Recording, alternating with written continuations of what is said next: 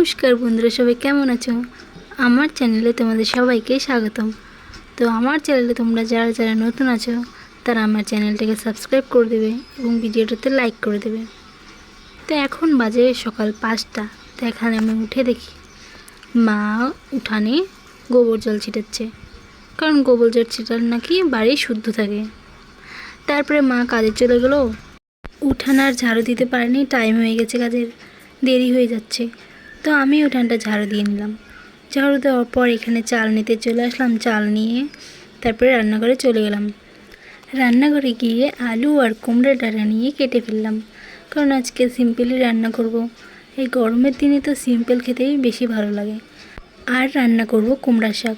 সকাল সকাল মা কুমড়ার শাক কেটে গেল, কারণ কুমড়ার শাক কাটতে অনেক টাইম লাগে, তাই মাই কেটে দিয়ে গেল। তারপরে এই সব কিছুকে ধুয়ে আনবো, শাক, আলু, ডাঁটা, চাল সব কিছুকে ভালো মতো ধুয়ে এনে তারপরে উনুনের ভিতরে হাঁড়িটা বসিয়ে দেবো। আর এখানে শাক রান্না করার জন্য পেঁয়াজ আর রয়েছে কয়টা কাঁচা লঙ্কা কেটে নেব। তারপরে আগুনটা ধরিয়ে দিলাম। আগুন ধরিয়ে উনানকে 3বার করে নমস্কার করে নিলাম। নমস্কার করার পর উনানের ভিতরে কড়াইটা বসিয়ে দিয়ে আমি এখান দিয়ে আমার পেট পূজাটাও করে নিচ্ছি। রান্না করতে করতে পেট পূজা করে নেবো, কারণ রান্না হতে হতে অনেক টাইম লাগবে, তাই একটু খেয়ে নিচ্ছি। তারপরে এখান দিয়ে ভাতের হাঁড়িতে জলগুলো যখন গরম হয়ে যায় ওর ভিতরে চালগুলো দিয়ে দেবো। চালগুলো দিয়ে ঢাকনাটা দিয়ে ঢেকে দেবো। তারপরে কড়াই গরম হয়ে গেলে ওর ভিতরে তেল দিয়ে দেবো। তেল দিয়ে পেঁয়াজ আর কাঁচা লঙ্কাগুলো ভালো করে ভেজে নেব। ভেজে নেওয়ার পর ওর ভিতরে শাকগুলো ঢেলে দেবো। ঢেলে দিয়ে ওর ভিতরে স্বাদ অনুসারে নুন দিয়ে একটু সময় নাড়াচাড়া করে ওগুলোকে ঢেকে অনেক সময় রান্না করে নেব। তারপরে ঢাকনাটা উঠিয়ে দেখি শাকগুলো প্রায় সেদ্ধ হয়ে আসছে। তো ওর ভিতরে হলুদ দিয়ে দেবো। হলুদ দেওয়ার পর একটু নাড়াচাড়া করে ওর ভিতরে সামান্য পরিমাণ চিনি দিয়ে দেবো আর দিয়ে দেবো ময়দা। তোমরা চাইলে বাদাম বাটাও দিতে পারো, চালের গুঁড়াও দিতে পারো। তো এখন সব কিছু দিয়ে শাকগুলোকে ভালো মতো একটু ভাজা ভাজা করে নিতে লাগবে।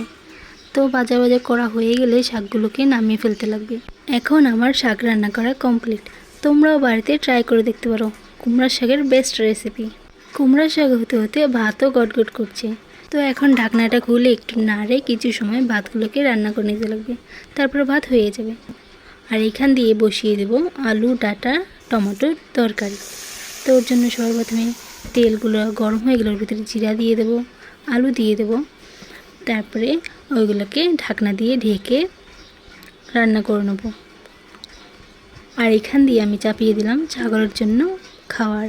তারপরে ঢাকনাটা উঠিয়ে দেখি সবজিগুলো প্রায় সিদ্ধ হয়ে গেছে। ওর ভিতরে নুন দিয়ে দেবো, কাঁচা লঙ্কা দিয়ে দেবো। তারপরে একটু সময় আবার ঢাকনা দিয়ে রান্না করে নেব। তারপরে ওর ভিতরে হলুদ দিয়ে দেবো, লাস্টে দিয়ে জল দেওয়ার পর জিরার গুঁড়ো দিয়ে দেবো। তারপরে এগুলোকে নামিয়ে নেব। তারপরে আমার রান্না কমপ্লিট হয়ে গেছে। এখন ছাগলের খাওয়ার পালা। তখন ছাগলকে সবার প্রথমে হ্যান্ডজল মানে ভাতের মার এগুলো খাওয়াতে নিয়ে গেলাম। তারপরে হ্যান্ডজল খাওয়ানোর পর ওদের ফেভারিট খাবার নিয়ে গেলাম খাওয়ানোর জন্য।